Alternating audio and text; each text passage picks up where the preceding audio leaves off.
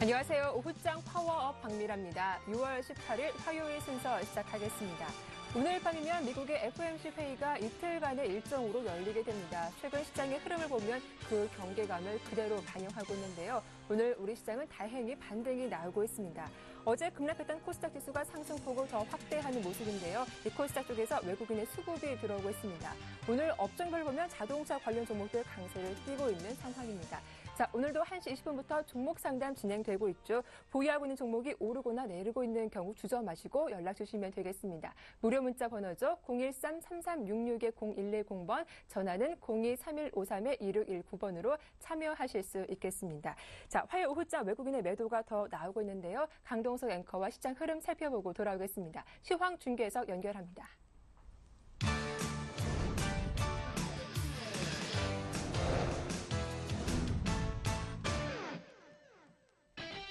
네, 안녕하세요. 시황 중계석의 강동석입니다. 1시보다 10분 빠른 시황으로 여러분의 오후장 전략에 도움이 되어드리겠습니다. 먼저 코스피 지수부터 확인해 보겠습니다. 코스피 지수가 장중 등락을 반복했습니다.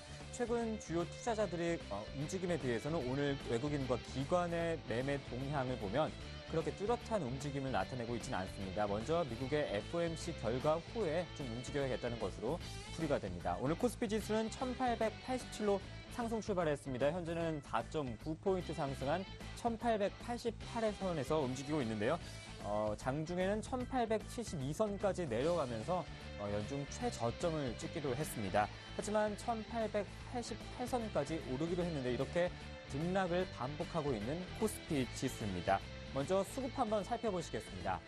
외국인은 현재 600억 원 넘게 매도를 하고 있습니다. 기관이 300억 원 매수 보이고 있는데 그리 규모는 크지 않습니다. 외국인 적게는 3천억 원 팔 때도 있었고 많게는 1조 원 가까이 파는 경향도 보였었습니다. 기관이 8거래 연속 순매수 보여주고 있는데 아직 1천억 원도 사지 않은 뚜렷한 움직임을 보여주고 있진 않습니다. 한번 업종별로 살펴보시겠습니다. 코스피 업종별로 살펴보시면 오늘 의료 정밀과 또 기계, 또 운수 장비, 전기 가스 쪽에서의 상승세가 보여주고 있습니다. 외국인의 매매 동향을 한번 살펴보면요. 외국인은 전기, 전자와 또 전기 가스, 또 기계, 운수 창고 쪽에서 매수를 하고 있는데요. 기관은 증권과 또 운수 장비, 또 금융업종에서 매수세를 보여주고 있는 상황입니다. 이번엔 코스닥 지수도 한번 확인해 보겠습니다. 코스닥은 장중 하락 반전하기도 했는데요. 526선에서 상승 출발했습니다. 현재는 5포인트 상승한 529선, 530선에 바짝 다가섰습니다. 5일 만에 반등을 시도하고 있는데요. 외국인이 매수세가 역시나 5일 만에 들어오고 있습니다. 한번 수급 한번 살펴보시겠습니다. 네, 외국인이 말씀드린 대로 232억 원 정도 매수하고 있고요. 기관은 아직 관망세입니다. 3억 원 정도 매도하고 있는 상황입니다. 기관은 어제 한 164억 원 정도 매도를 했는데요. 오늘 또 한 소폭 관망은 하고 있지만 3억 원 정도 매도하고 있는 현재 상황입니다. 개인도 어제 매수를 했었죠. 한 6개월 만에 매수를 했었는데 6개월 만에 매도를 보이면서 한 220억 원 정도 매도하고 있는 상황입니다. 업종별로 한번 살펴보시겠습니다. 오늘 상승하는 업종은요. 코스닥은 오락 문화와 또 방송 서비스, 통신 방송 섹터에서 상승을 보여주고 있고 비금속 또 제약, 금융을 제외하고는 대부분 업종들이 상승하고 있습니다. 외국인들이 IT 쪽에서 매수를 하고 있는데요. 기관은 반도체와 또 오락 문화, 통신 방송, 화학 섹터에서 매수 나타내고 있는 상황입니다. 네, 외환 시장으로 가보겠습니다. 원달러 환율이 미국의 FOMC를 앞두고 경계감에 소폭 상승하고 있습니다. 현재는 4원 60전 상승한 1130원 80전에서 움직이고 있는데요. 오늘 수급상으로는 팽팽한 움직임을 나타내고 있습니다. 다만 미국의 주택 지표와 또 경기 지표가 호조를 보이면서 환율의 레벨이 다소 높아진 상황입니다. 현재는 4원 60전 정도 상승한 1130원대 흐름 보여주고 있고 고가는 1130원 선, 저가는 1127원 30전에서 움직이고 있습니다. 현재 원달러 환율은 1130원 80전입니다. 네, 특징도 한번 살펴보시겠습니다. 현대차 3인방이 기관의 매수 속에 상승하고 있습니다. 현대차 3인방이 기관의 매수가 좀 들어오고 있는데요. 현대차는 2.5% 상승하면서 20만 원 선을 회복했고요. 또 기아차는 3일 연속 상승하면서 오늘 2.6% 추가로 상승하고 있습니다. 58,600원 선에서 움직이고 있습니다. 부품주 현대모비스도 오늘 2% 넘게 상승하면서 어제 1.5% 상승에 이어서 추가로 상승하면서 26만 8,500원에서 움직이고 있습니다. 반면에 정유주는 유가 상승의 가능성이 줄어들면서 일제히 동반 하락을 보여주고 있습니다. S-오일은 3.3% 하락하면서 73,200원, SK이노베이션은 2.4% 하락했는데 특히 S-오일은 52주 신저가를 기록하면서 73,200원 선을 보여주고 있는 상황입니다. 네, 또 계속해서 정재훈 멘토의 시황 점검이 이어집니다. 오후장 전략, 성공 전략 세우시길 바라겠습니다.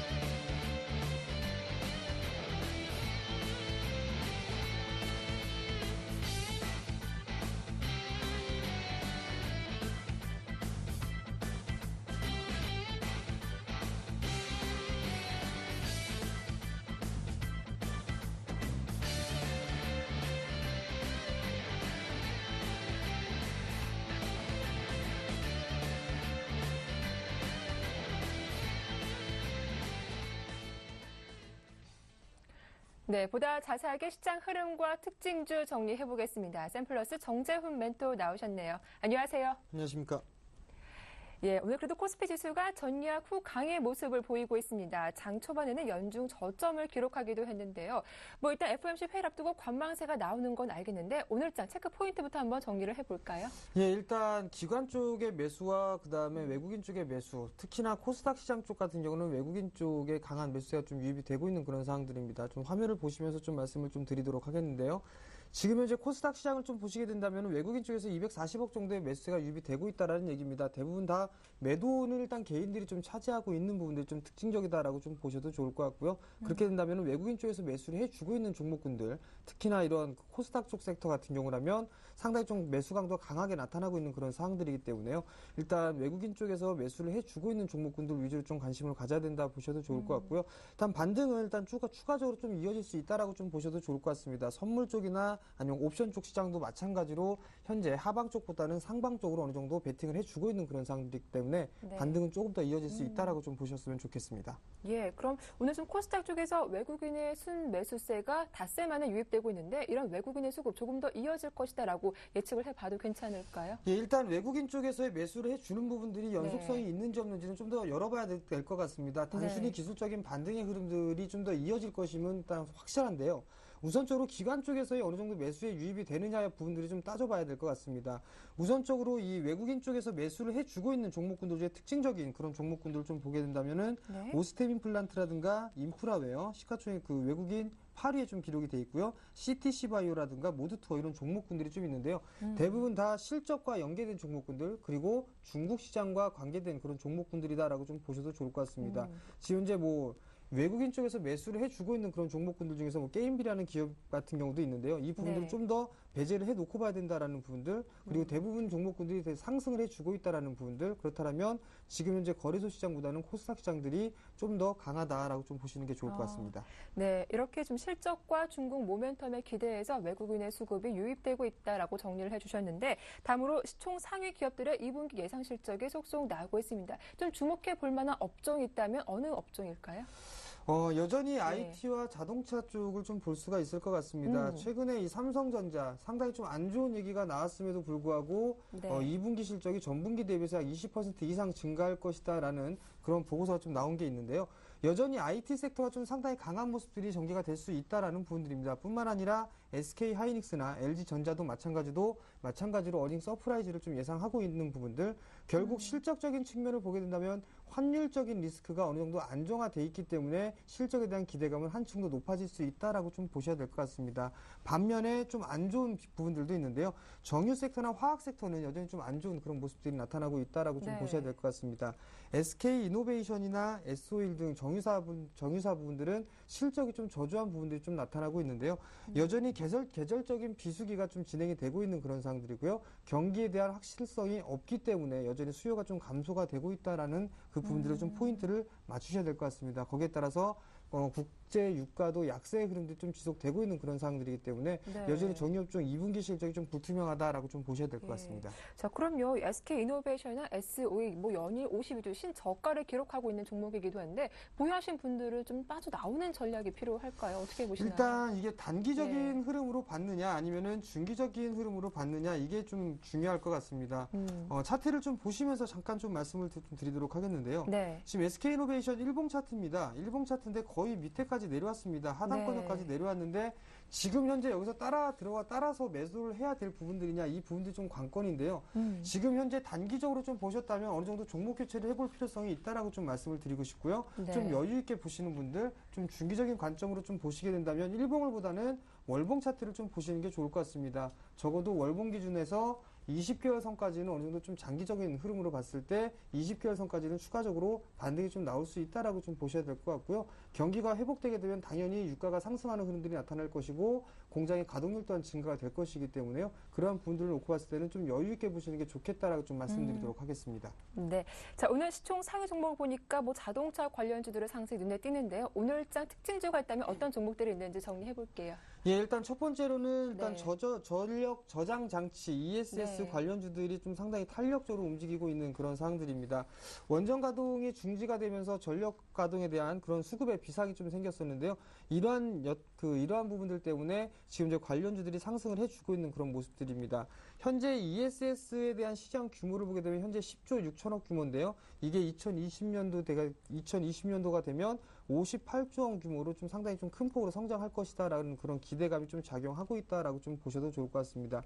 특히나 이 사마 전기, 사마 콘덴서, 사마 전자, 속히 이 사마 트리오라고 좀 얘기를 많이 하는데요. 이 부분들 전력 개통에 대해서 지금 국책 사업에 좀 개발에 참여하고 있는 그런 부분들입니다. 그런 부분들 때문에 현재 좀 상당히 강하게 흐름들이 좀 나타나고 있는데요. 올 여름은 상당히 좀 무덥다라고 좀 전망들이 많이 나오고 있는 그런 상황들이기 때문에 이런 관련주들은 여전히 좀 관심 있게 봐야 된다라고 좀 말씀을 드리고 싶고요. 그뿐만이 아니라 어느 정도 가급적이면 좀 실적이 기반이 되고 있는 그런 종목군들 위주로 좀 보시는 게 좋겠다라고 좀 말씀드리도록 하겠습니다. 네, 이어서 오늘 자동차 관련주 흐름이 굉장히 좋은데 여러 가지 호재도 있는 것 같습니다. 일단 엔화 강세 흐름이 이어지고 있는데다가 유럽에서도 자동차 판매가 꾸준히 호조를 보이고 있다는 소식도 지난달부터 전해지고 있는데 자동차 흐름도 한번 정리해 볼까요? 예, 완성차 섹터뿐만이 아니라 부품 섹터도 상당히 좀 탄력적으로 현재 움직이고 있는 그런 상황들입니다. 일단은 삼성전자를 대안할 수 있는 그런 종목군들 시총 규모로만 보게 된다면 아예 자동차 섹터를 꼽아야 될 것으로 좀 생각이 듭니다. 뿐만 아니라 2분기에 대한 실적 또한 상당히 좀 우호적으로 좀 작용을 하고 있는데요. 환율적인 부분들, 그 다음에 공장 가동률, 그다음에 판매 대수 상당히 좀 증가가 되고 있는 그런 모습들이 나타나고 있기 때문에 자동차 쪽 섹터로 일단 대체제 형식으로 들어오고 있다라고 좀 보셔도 좋을 것 같습니다. 여전히 이러한 부분들, 공장에 대한 가동률 부분들이라든가 해외 실적 부분들이 증가가 될 수 있다라는 부분들은 즉 하반기에 대한 실적 기대감이 형성이 될 수 있다라고 좀 보셔야 될 것 같은데요. 이 부분들 때문에 매기가 쏠리고 있다라고 좀 보셔도 좋을 것 같습니다. 현대모비스라든가 한라비즈테지온공조, SL, 한일이화 이런 종목군들이 상당히 좀 탄력적으로 움직이고 있는데요. 이 또한 마찬가지로 여기에서 팁을 한 가지 드리자면 지금 이제 중국 시장에 진출을 해 있는 그런 자동차 부품주들이 있습니다. 그런 종목군들 위주로 좀 압축을 하셔갖고 대응을 하는 게 좋겠다라고 좀 말씀을 드리도록 하겠습니다. 네, 현재 코스피 지수가 1890선을 회복한 상태이고 코스닥 지수도 530포인트 위까지 올라와 있는데요. 끝으로 오늘 오후장 전략 좀 간략하게 부탁드릴게요. 예, 일단 거래소 시장은 차별화 조짐이 좀 나타나고 있다는 얘기입니다. 지금 네. 현재 많이 밀려 내려온 상황엔 틀림없습니다. 그렇지만 지금 현재 따라 들어가서 매도를 할 필요성은 없다라고 좀 말씀을 드리고 싶고요. 네. 반등을 이용한 매도 전략이 유효하다라고 좀 말씀을 드리도록 하겠습니다.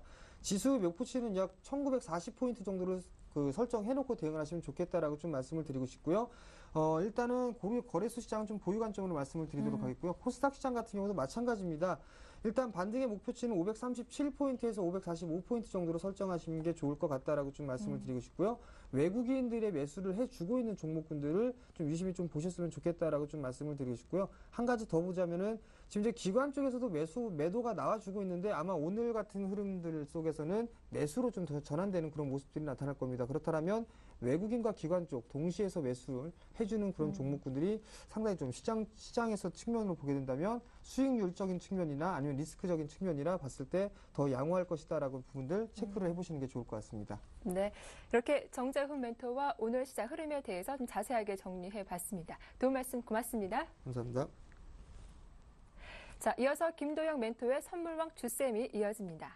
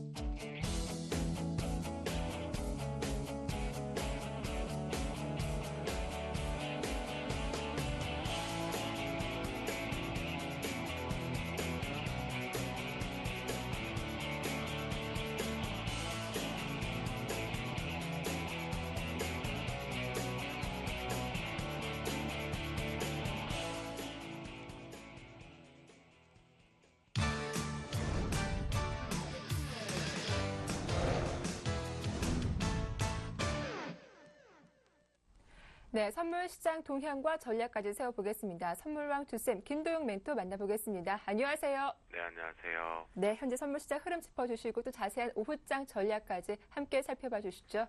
네, 제가 짚어드릴 것이 그렇게 크게 있을까 싶습니다. 자신있게 어제부터 여러분들께 매수를 잡아라. 현재 기준에서 기술적 반등이 있을 수밖에 없는 구조다라고 말씀을 좀 드렸던 것 같은데요. 전반적으로 이제 저희 오전과 오후에 주쌤 선물왕에서 체크를 하시면서 좀 따라오고 계시는 분들은 좀 편안하게 장이 어렵더라도 전략적인 트레이딩을 잡고 있을 것 같아서 조금 좀 흐뭇해집니다. 자, 시장 오전과 오후장에 흘러갔던 모습들을 좀 체크를 해보면요. 개인들의 수급에 의한 변동성이 확대가 되고 있습니다. 하지만 이 부분이 참 다행히도 11시부터는 외국인들 매수 상당히 중요하다라고 말씀드렸습니다. 어쩔 수 없습니다. 지금 장마가 시작돼서 눅눅하고 조금은 짜증이 나실지 모르더라도 현재 우리나라 증시에는 가뭄의 단비처럼 질퍽질퍽하고 뭔가의 호재가 없는 상태에서 수급의 불균형 속에서도 외국인들의 매수가 조금이라도 들어오고 있는 것에 어쩔 수 없이 기댈 수밖에 없죠. 하지만 언제 시점이 되면 우리 개인 투자자들 그리고 기관계의 수급으로 인해서 더 강한 상승 랠리가 올 것으로 기대를 해보면서요. 아직까지는 외국인들의 매수세가 꾸준하게 들어오는 것이 가장 큰 관건이다라고 보시면 좋겠습니다. 자, 이 자리를 보면요. 바로 이때입니다.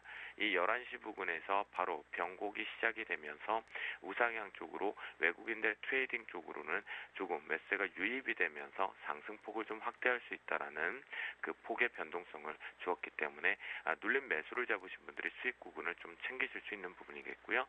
개인들 같은 경우는 나홀로 어제 이제 억지성으로 지수를 밀어내렸던 부분에 따른 매수 억지성이 일단은 성공을 하는 모습입니다. 하지만 콜옵션 쪽으로 한번 가보면요. 개인들이 오전에는 초반부에 이렇게 매수세를 좀 확대를 하면서 들어왔던 부분이 빠르게 빠져나가면서 시장과의 디커플링 현상을 만들었고요. 그러면 결과는 어떻게 될까요? 자, 청자는 알겠죠. 그렇죠. 풋옵션이 확대를 하면서 올라오는 게 맞습니다. 선무당이 사람을 잡으면 안 될 겁니다. 파생은 언제나 동전의 양면이 있기 때문에 그날의 트렌드, 그날의 주도, 주체들을 따라다녀야 되는데요. 현재의 모든 삼박자가 오전 출발했던 모습 속에서 긍정으로 우상향을 말했던 것이 지금 1시가 넘어가는 모습에서도 고스란히 그렇게 나오고 있습니다. 그렇기 때문에 시장은 우상향 쪽으로 열려주고 있다는 걸 체크해 보실 필요가 있겠고요. 오늘 상단 지금 여기서 하나 정도 더 남아있다 정도 체크를 해보시면 좋을 것 같겠습니다. 자, 프로그램 추이 쪽으로 한번 넘어가 보도록 하겠습니다. 프로그램에서 제가 늘 말씀을 좀 드리는데요. 현재 프로그램에선 차익과 비차익 모두 다 바스켓이 텅텅 비었다. 같이 들어가는다. 이제 저도 이 표현을 쓸 때 보면 뭔가 늘 똑같은 멘트일 수밖에 없다라고 말씀드리는데요.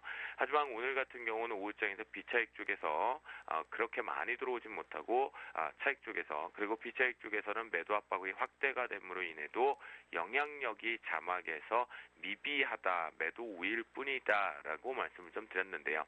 그 이유는 전반적으로 아직까지 시장을 완전히 돌리는 것이 아니라 이번에 단기 급락에 따른 기술적 반등 모멘텀 부분들을 보여주고 있는 것이다 라고 말씀을 좀 드리도록 하겠고요. 그렇다면 금일 대응 전략으로 이제 넘어가 봅니다. 자, 마지막 가장 중요하겠죠. 항상 장중에 매매를 하던 당일을 마무리더라도 마무리를 잘 짓는 자만이 수익을 조금 한 땀 한 땀 모아갈 수 있거든요.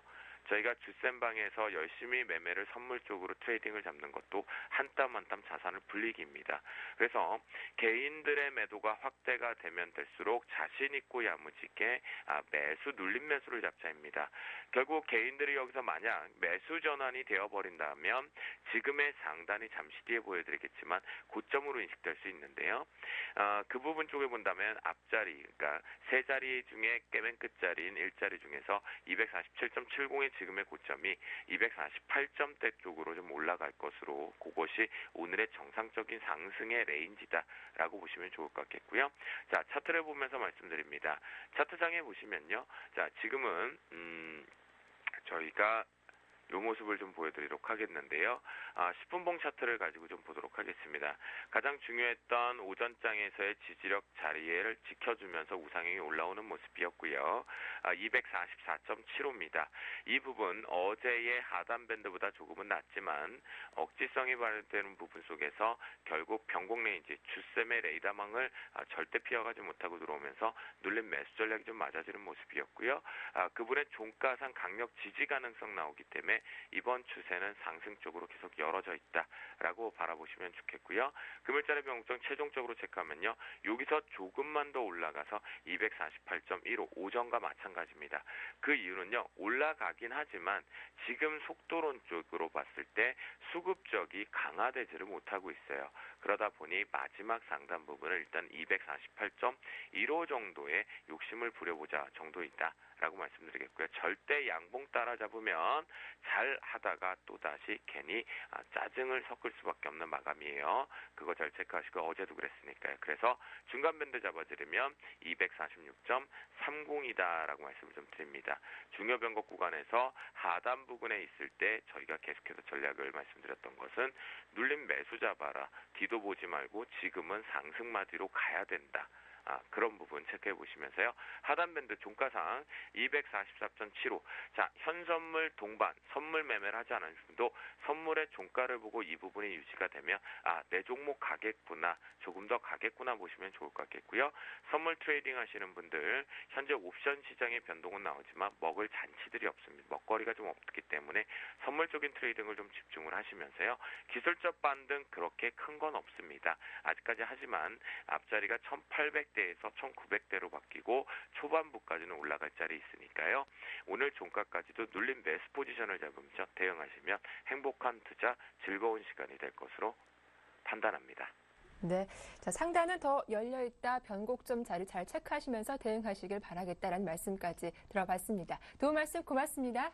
네, 감사합니다. 자, 이어서 이슈메이커 박미라의 증시탄이 이어집니다.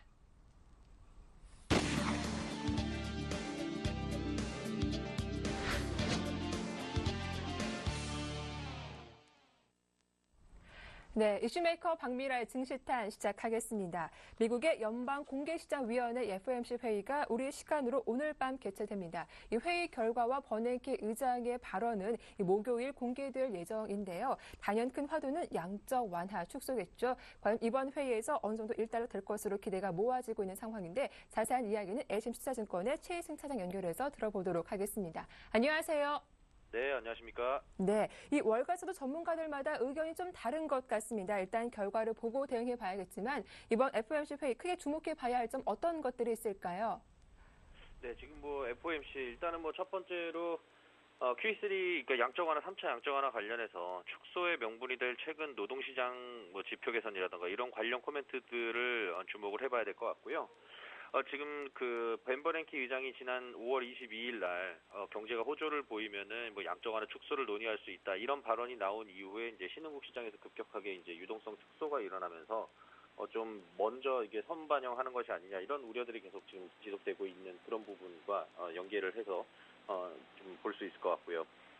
또 한 가지는 지금 이제 불확실성 제거 측면에서 계속해서 좀 논의만 할 거다라고만 얘기하지 말고 좀 어떤 구체적인 시나리오가 나오는지 그런 시기라던가 어떤 구체적인 기준 어느 정도가 되면 실업률이 어느 정도 물가 안정이 어느 정도 이런 구체적인 기준에 대한 언급이 상당히 좀 중요할 것 같습니다.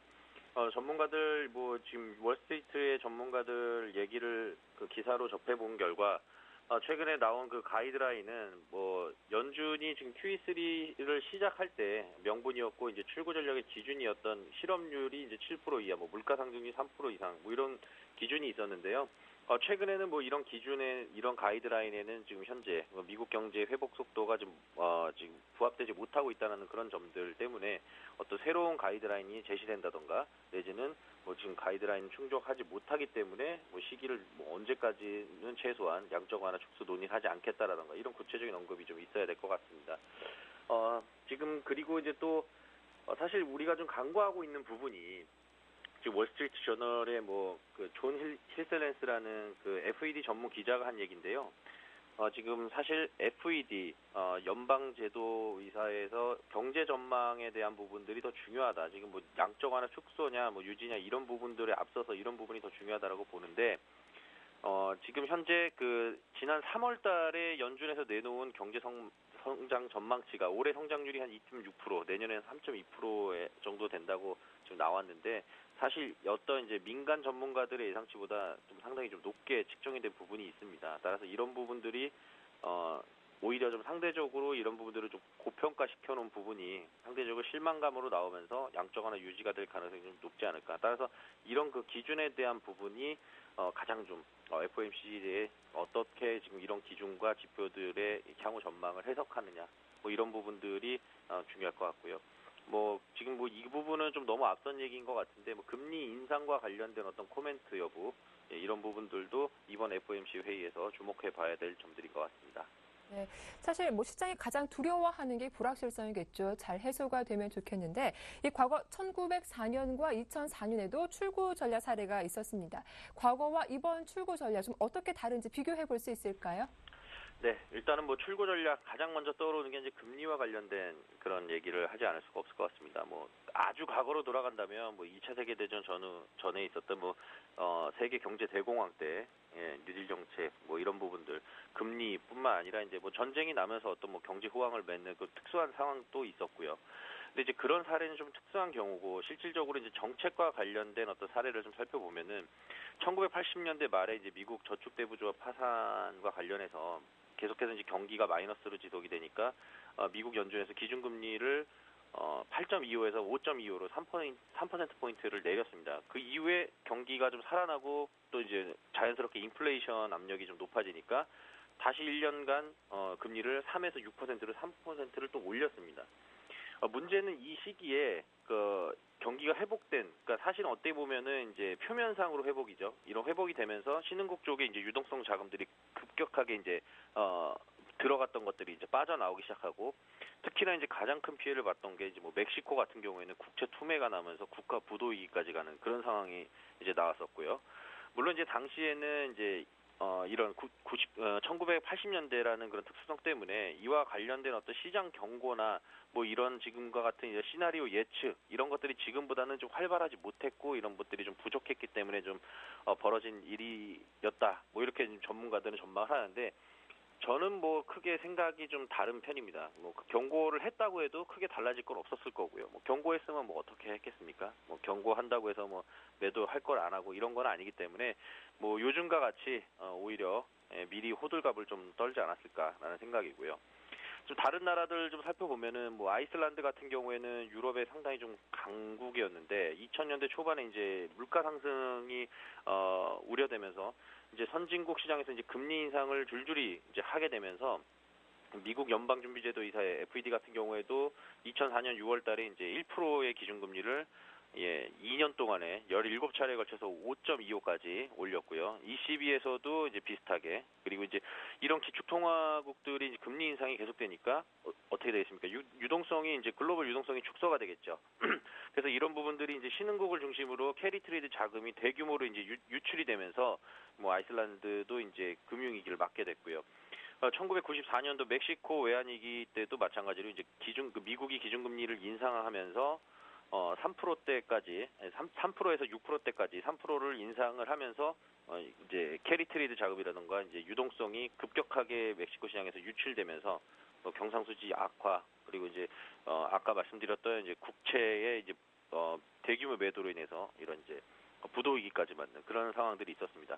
그리고 뭐 가장 가까운 나라 일본을 좀 살펴보면은 1985년도에 이제 플라자 합의 이후에 엔화 강세에 따른 이제 경기 침체를 막으려고 5%였던 기준금리를 2.5로 절반을 싹둑 깎았습니다. 이때 나타난 현상이 뭐냐면 자산 가격의 버블, 그리고 이제 신용의 팽창, 그러니까 뭐 대출을 많이 받는 어떤 이제 뭐 가계부도 위험도 높아지는 그런 상황이 됐었죠.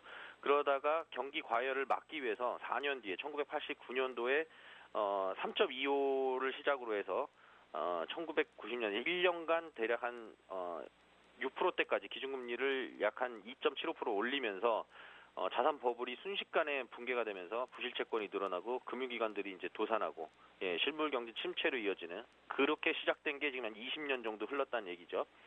그렇게 그 이후에 이제 일본이 12차례에 걸쳐서 이제 기준금리를 점차 내렸고 2001년도에 기준금리 0.1% 까지 이제 맞았는데 여전히 이제 경제는 살아나지 못하는 모습 보이다가 최근에 이제 아베노믹스 1, 2, 3 나오면서 이제 엔저 현상, 우리도 상당히 좀 우려하고 있는데 이런 부분들이 나왔는데 아직까지 뭐 결과는 그렇게 뭐 긍정적이진 않고 일시적으로 한 6개월 정도 반짝 행복했겠죠, 일본 국민들 입장에선.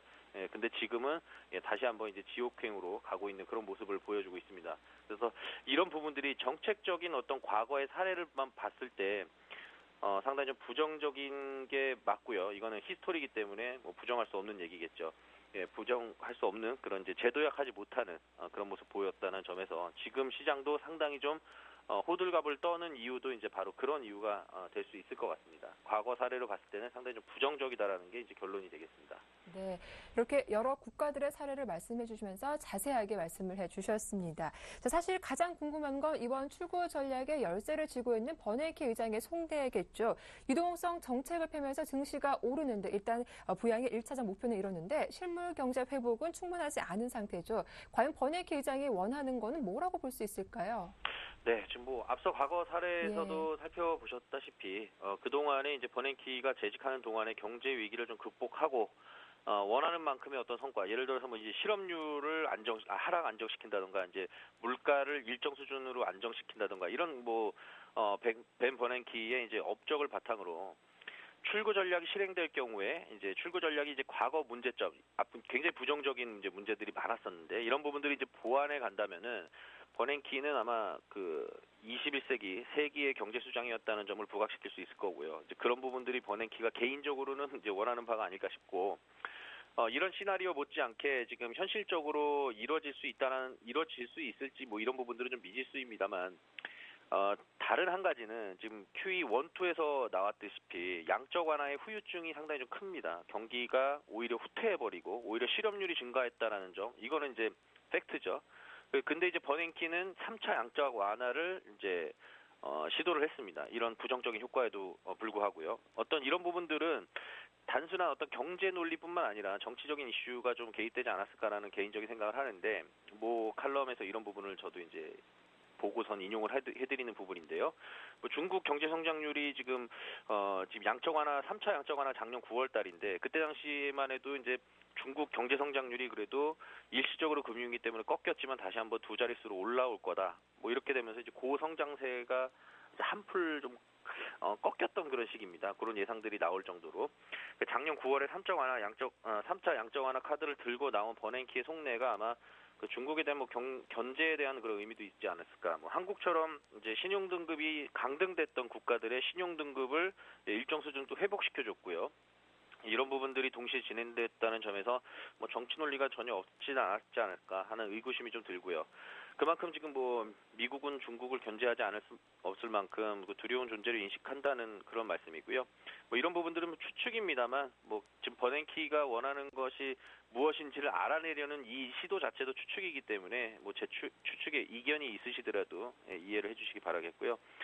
최근에 그 미국 국채금리가 급등하고 양적 완화 축소를 염두에 둔 그 유동성을 미리 축소하는 그런 이제 금융기관들의 전략, 이런 부분들이 좀 후폭풍이었다고 보여지고, 이런 것들을 잠재우기 위해서 어떤 당장의 양적 완화 축소는 좀 시기상조가 아닐까. 버냉키도 그런 오명을 쓰고 싶지는 않을 것으로 보여지고요. 결론적으로 이제 그가 원하는 거는 아무래도 이제 본인의 업적, 그리고 이제 본인의 어떤 책임감에 대한 그런 결과물을 도출해내고 싶은 것이 원하시는 바가 아닌가 싶습니다. 네, 연준이 양적 완화 정책을 펴면서 주식 시장의 무조건적인 상승을 바라지 않았다면 현재 시장 역시 뭐 연준에 순응하는 흐름을 나오고 있다라고 볼 수 있겠죠. 순응해야 한다면 공존할 수밖에 없을 텐데 어떻게 공존하는 게 가장 이상적일까요? 네, 뭐 연준의 어떤 뭐 챕터에서 나온 얘기가 뭐 Don't fight the Fed. 그러니까 뭐 페드에다 대항하지 마라, 싸우지 마라, 걔네랑 싸우지 마라, 이런 얘기인데, 지금 연준의 정책을 뭐 하라, 뭐 이런 뜻입니다. 연준의 정책이 무엇이든, 그러니까 축소든 유지든 혹은 다른 어떤 정책이 나오든, 지금 국내 시장과의 공존 가능성은 상당히 좀 없어 보인다라는 게 제 생각이고요.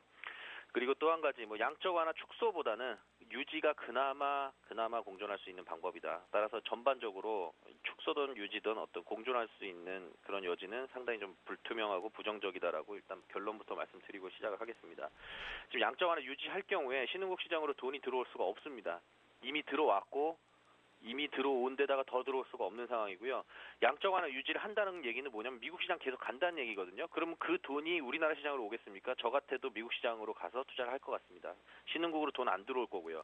그리고 양적 완화 시행 초기에는 뭐 출구 전략까지 상당한 어떤 딜레이 타임이 있었지만은, 지금은 출구 전략이 아마 올해 말 출구 전략이 시작되기 전까지는 앞으로 계속해서 논의가 될 거기 때문에 변동성을 계속 키우는 그런 시장이 될 가능성이 아니라 그렇게 될 겁니다. 그렇게 될 것이기 때문에 신흥국으로 유동성 자금이 급격하게도 풀려서 들어온다거나 또 신규 자금 들어오기는 상당히 어렵다.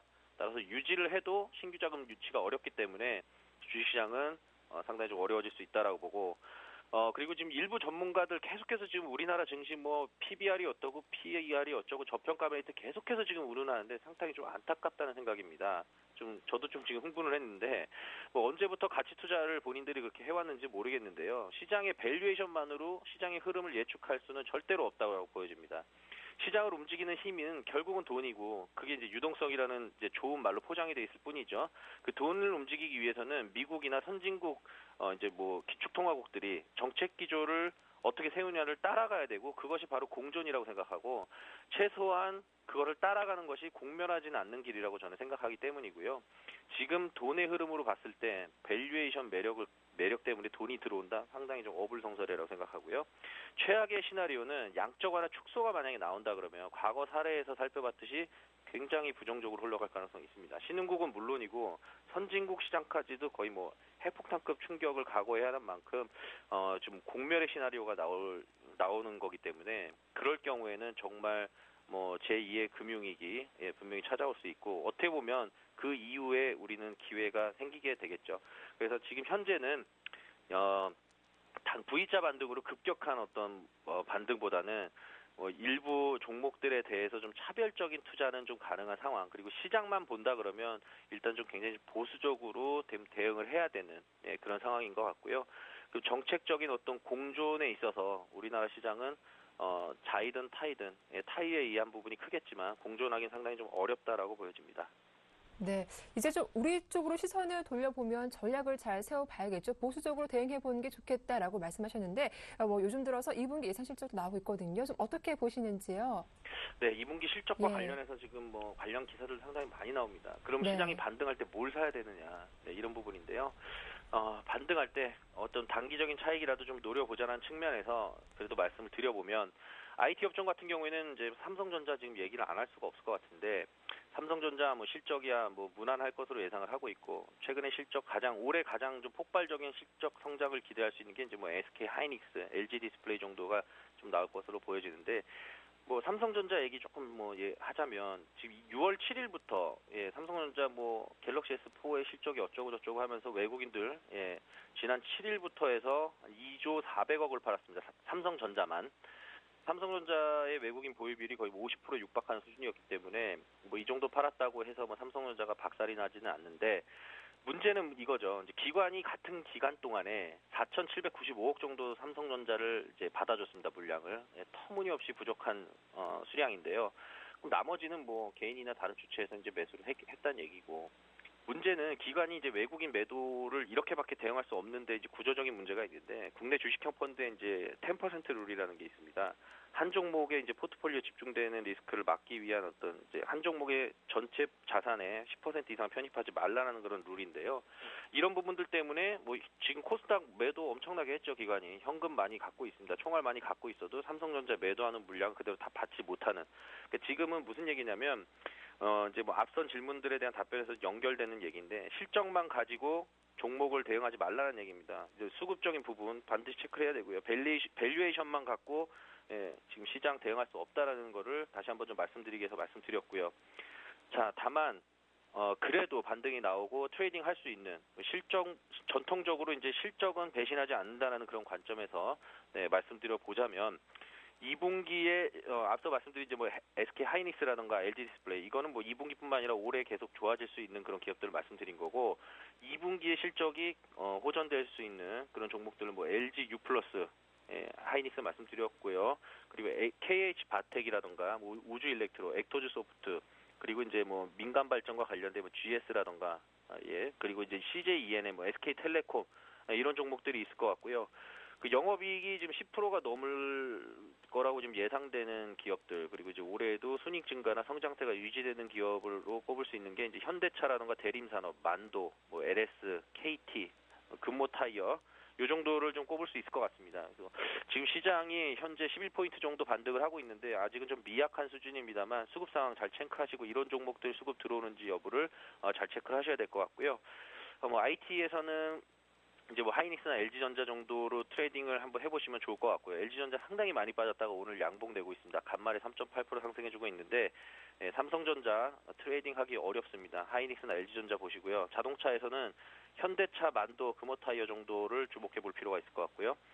마지막으로 지금 석유화학 업종 오늘 시장이 지금 반등을 해주는데 석유화학 업종 참 안타깝습니다. 반등 제대로 못 해주고 있는 모습인데 재밌는 얘기를 마지막으로 한 가지 해드리겠습니다. 지금 미국 같은 경우에 앞선 양적 완화에도 불구하고 지금 원자재 시장 특히 원유 가격이 오르지를 못했어요. 오히려 지금 계절적으로 상당히 좀 성수기를 진입하는데도 원유 가격 오히려 좀 하락했다가 조금 반등하는 정도 이런 부분 상당히 의문스러울 텐데 양적 완화로 인해서 경기 부양이 제대로 일어나지 않기 때문에 이런 현상이 있다고 좀 보여지고요. 그리고 또 한 가지는 지금 물가 안정이나 어떤 이런 부분들 때문에 정책적으로 지금 유가를 붙잡고 있습니다. 미국에서. 셰일가스를 계속해서 증산하고 있죠. 그럼 원유 가격이 상대적으로 오를 수가 없는 부분. 그리고 2017년까지 셰일가스에 대한 수출 금지를 했다라는 그런 정책들. 결국은 이제 셰일가스에 대한 그 원유 가격이 올라가지 못하는 그런 정책이 이런 부분이고 또 이제 5월 말 기준으로 미국의 석유 재고량이 391.300만 배럴. 전략적 비축유 미포함이고요. 이런 부분들이 사상 최고 수준입니다. 이런 상황에서 유가가 올라가기는 좀 만무해 보입니다. 따라서 석유화학 업종들 같은 경우에는 이런 부분들이 좀 어떤 발목을 잡을 수 있는 악재, 뭐 나름대로 악재라고 보여지고요.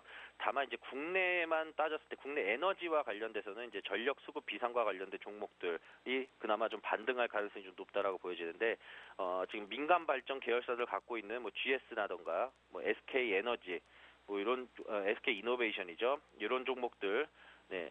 그리고 이제 뭐 SK텔레콤도 마찬가지고요. 이런 계열사들을 갖고 있는 그런 종목들의 긍정적인 흐름은 앞으로 좀 나오지 않을까라고 이제 조심스럽게 예측해 볼 수 있겠습니다. 예, 오늘 이렇게 FOMC 회의에 대한 전망과 전략 자세한 말씀 최희승 차장과 함께했습니다. 고맙습니다. 네, 감사합니다. 자, 이어서 증시 큐 힐링 레슨이 이어집니다.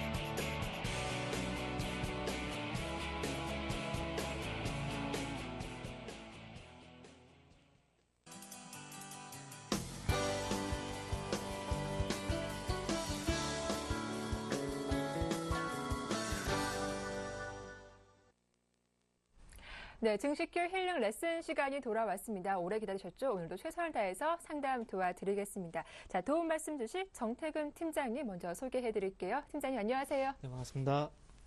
예, 오늘도 많은 분들이 방송 시작과 함께 연락을 주고 계신데요. 바로 전화부터 받아보겠습니다. 안녕하세요.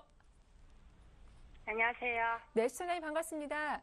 네, 예. 반갑습니다. 네, 일단 오늘 어떤 종목이 좀 고민이 되시나요?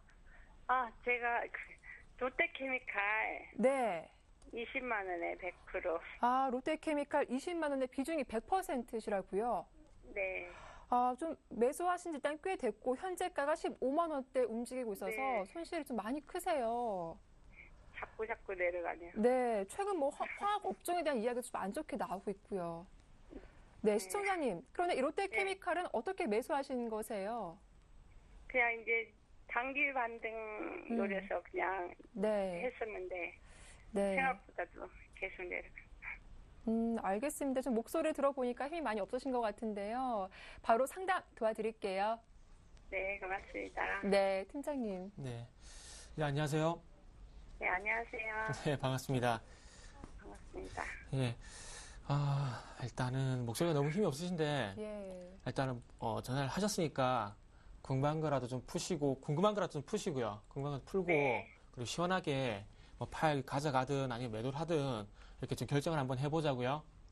네. 네. 자, 롯데케미칼 말씀하셨고요. 그리고 매수가가 20만 원 맞으신가요? 네. 네. 소위 말하는, 몰빵을 하셨어요. 몰빵을 하셨는데, 참, 이게 몰빵이 안 좋은 점이 이런 거예요. 매수하고 나서 올라가면 좋은데, 도로 떨어져 버리면은 이렇게 조금 가슴이 아픕니다. 그래서 네. 조금은 다음부터는 이렇게 몰빵 100% 투자는 조금은 지양을 하셨으면 좋겠다는 부분을 조금 먼저 말씀드릴게요. 네. 네. 자, 그러면서, 어떤 부분을 조금 풀어드려야 제가 좀 도움이 될까요? 이건 언제까지 갖고 있으면 또 올라가는지 그게 궁금해요. 네. 일단은, 언제 올라간다. 그건 저도 솔직히 좀 힘들 것 같아요. 네. 힘들 것 같은데, 이런 부분 좀 있습니다. 화학주 얘기할 때 중국 얘기 많이 하죠. 여보세요? 네, 네. 화학주 얘기할 때 중국 얘기 상당히 많이 하죠. 많이 네. 하는데, 이게 어쩔 수가 없는 게 이런 연결고리가 있어요. 한번 잘 들어보세요. 자, 네. 미국 쪽하고 그리고 유럽 쪽의 소비가 증가하게 되면은 중국에서 유럽이라든지 미국 쪽의 화학 제품 수출이 증가를 해요. 그렇다 보니까 중국의 공장 가동률이 증가를 하고 그리고 중국의 석유 화학 제품 원료 수입이 증가를 하게 되는데 여기에 가장 큰 수혜를 받던 나라가 우리나라입니다. 그리고 근데 최근에는 이런 부분들이 좀 이루어지지 않다 보니까 지금 우리나라 석유 화학업체들이 당연히 좋지가 않은 부분이 있고요. 네. 자, 그런데 근데 지금 이런 연결고리가 다시 언제 돌아오느냐에 따라서 본인이 가지고 계신 롯데케미칼이 올라갈 것이냐 말 것이냐 그렇게 결정이 좀 될 것 같아요. 네. 자, 그래서 한 가지 뭐 추가적으로 말씀을 드려보자면은 현재 유럽 쪽에서 네. 어떤 얘기했냐면은 지금 그 중소기업들에 대해서 그 자금 지원에 대한 얘기가 현재 조금씩 나오고 있어요. 그러니까 중소기업 자금 지원 얘기가 나오고 있는데 이게 결론적으로 무슨 얘기냐면은 아까 전에 그 처음에 서두에 말씀드렸던 미국과 유럽 소비 증가 이 부분 말씀드렸죠. 네. 요거를 만들기 위해서 그런 지원책이 이제 나갈 겁니다. 어, 그래서 이게 제대로 뭐 효과책이 먹힌다면은 그때 화학주도 힘을 내줄 수가 있을 거예요. 네. 그래서 지금은 언제 올라간다? 뭐 2013년 6월 15일 올라간다 이렇게 얘기를 드릴 수는 없는 부분이에요. 이해되시죠? 그래서 지금 어쨌든 이거 팔 생각이 없잖아요. 그죠? 네. 팔 생각 없죠. 네. 그러면은 제가 차트 하나 보여드릴게요. 어떤 거 보여드릴 거냐면 자 지금 본인이 가지고 계신 그 롯데케미칼하고요. 그리고 제가 다른 그 조선업, 현대중공업하고 포스코를 한번 예를 들어드릴 건데 자 롯데케미칼 지금 월봉 차트인데 지금 이렇게 지금 진행 상황이 좀 이렇지요. 네. 자, 그리고 제가 현대중공업 보여드릴게요. 현대중공업 보여드릴 건데, 자, 현대중공업을 차트를 땡기면은 어떻게 되냐면은, 자, 차트를 땡기니까 본인이 가지고 있을 때와 상당히 비슷하지요. 네. 그쵸? 그러면은 지금부터 중요한 건, 다시 한번 업황 사이클이 돌아올 때까지 기다릴 수밖에 없어요. 어떻게? 자, 이후에, 가격이 좀 추가적인 하방 형성이 나오고 난 다음에 빠르게 회복이 되면서 가파르게 올라가죠. 네. 요런 시기가 올 때까지는 기다릴 수밖에 없어요.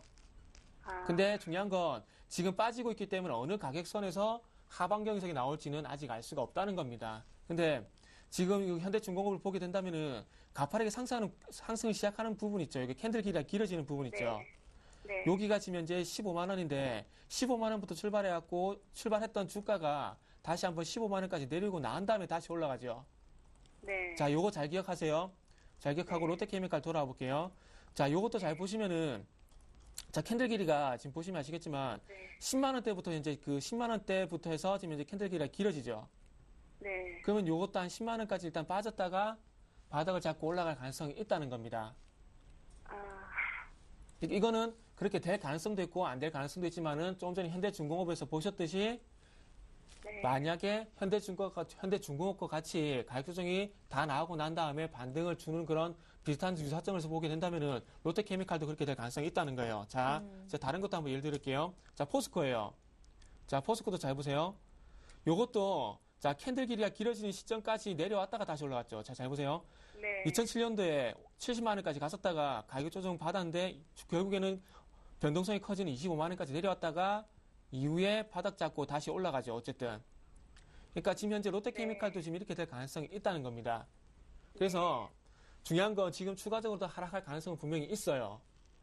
근데 지금 본인께서 좀 결정을 하셔야 될 부분은 포스코라든지 현대중공업처럼 다 빠질 때까지 기다렸다가 올라갈 때 기다릴 것인가 아니면은 자를 것인가 거기에 대한 고민을 지금 하셔야 되거든요. 그래서 네. 제가 잘라라 말라 거기에 대한 부분은 시청자님께 제가 결정권을 어차피 결정을 하셔야 되니까 그 부분 좀 고민을 해보시라고 좀 말씀을 드릴게요. 네. 분명히 업황 사이클이 돌아오게 된다면 현대중공업과 포스코처럼 올라갈 수 있을 겁니다. 근데 중요한 건 그렇게 되기 전까지 상당히 좀 힘들 수 있다는 거예요. 네. 이해되시죠? 그래서 네. 요거는 가격대 제가 안 짚어드릴게요. 가격대 안 짚어드리고 조금 전에 그 포스코라든지 현대중공업을 봤듯이 어떤 이런 그 감내를 할 수 있다면은 그냥 가지고 계세요. 네. 분명히 화학 사이클 다시 한번 돌아올 겁니다. 근데 그 시기를 정확하게 잡지 못해서 어렵지요. 네. 그렇지 않겠습니까? 저도 그 시기를 잡아드린다면 더 좋겠지만 네. 이해되시죠? 그래서 지금은 그 부분을 좀 감내를 할 수 있다면은 같이 가시고요. 그게 아니라면은 다시 한번 고민을 해보고 요걸 한번 자르겠다 이렇게 고민을 한번 해보시고 다시 한번 의뢰를 해보시는 게 좀 맞을 것 같습니다. 가격대 안 짚어드리고요. 가지고 갈 것인가 말 것인가 거기에 대한 고민을 한 번 더 해보시고 그 다음에 다시 한번 전문가하고 상담을 한번 받아보세요. 네, 알겠습니다. 예, 네. 일단 고민 한번 일단은 결정을 섣불리 하지 마시고 고민 한번 해보세요. 네, 그냥 갖고 가야겠네. 예, 그러세요. 알겠습니다. 네, 또 갖고 계시다가 또 대응 전략 궁금하시면 언제든지 연락 주세요. 네, 고맙습니다. 네, 고맙습니다. 자, 오늘 좀 연락이 많이 오고 있는데요. 바로 두 번째 전화 이어서 받아보겠습니다. 안녕하세요, 시청자님. 네, 안녕하세요. 네, 자, 시간이 많지가 않습니다. 빨리 종목 여쭤볼게요. 어떤 종목 들고 계세요? JCE. JC. 예. 예, 매수가하고 비중은요? 매수가는 26,000원이고 비중은 80%. 아, 26,000원의 비중이 80%. 네. 아유, 우리 시청자님도 좀 손실이 많으시네요. 바로 상담 도와드릴게요. 네. 네, 팀장님. 또 전화 주셨네요. 네, 반갑습니다. 예. 물타기 혹시 했어요? 네? 물타기 혹시 했습니까? 아직 안 했어요. 아직 안 했어요. 예. 이거 지금 어쩌다 보니까 오늘 또 시간이 없는데 네. 그 제가 그때 16,000원에서 18,000원 아래쪽으로 내려오면 물타기 그때 가서 한번 생각해보라 그랬잖아요. 17,000원 얻는데 그때 예, 예. 탔어야 되는데. 예. 아니 안 늦었어요. 안 늦었는데 지금 더 빠질지 안 빠질지 아직 모릅니다. 예. 잘 하셨어요. 물타기 안 한 거 잘하셨어요. 예. 잘하셨는데 요게 일단은 요 차트 좀 볼게요. 차트 보면은 제가 어느 시점에 잡아드리냐면 제가 날마다 제가 해줄 수 없는데 자, 요 부분 말씀드릴게요. 예. 자, 지금 5월달 초에 보면은 빠졌다가 5일선 올라타는 요 부분 있죠. 예. 만약에 17,000원 지지받고 요 5일선 올라타는 흐름 나오면은 그때 가서 물타기해도 안 늦습니다. 그럼 지금은 타지 말까, 예? 예, 조금만 참아보세요. 조금 기다릴까, 예? 조금만 참아보고 예. 지금 18,000원 아래 왔기 때문에 조금 기회는 맞는데 예. 여기서 샀는데 저번 시간도 말씀드렸지만 더 빠지면 안 되겠죠. 예. 그러니까 요거 좀 전에 말씀드렸듯이 16,000원하고 18,000원 사이에서 예. 5일선 올라타는 흐름 딱 나오면은 네. 그때 한번 해보시는 게 나을 것 같아요. 그러면 그때가 얼마 정도 되겠습니까? 그게 참 어느 정도 가격이 나올까요? 저도 궁금한데 예. 일단은 그 17,000원 17,000원에서 더 이상 예. 안 빠지면은 예. 아마 5일선 올라탈 겁니다. 예. 그렇게 되면 한 18,000원 정도 될 거거든요. 예. 그래서 지금은 어쨌든 17,000원에서 안 빠지는 거 그거 한번 보고 예. 그러면서 18,000원 올라타면은 그때 예. 가서 한번 생각해 보세요. 지금 덥석하지 그럼 마시고요. 18,000원 올라타면은 물을 탈까, 예? 예, 그쵸. 예. 지금은 네. 17,000원이 빠진지 안 빠진지 그것만 좀 체크를 하세요.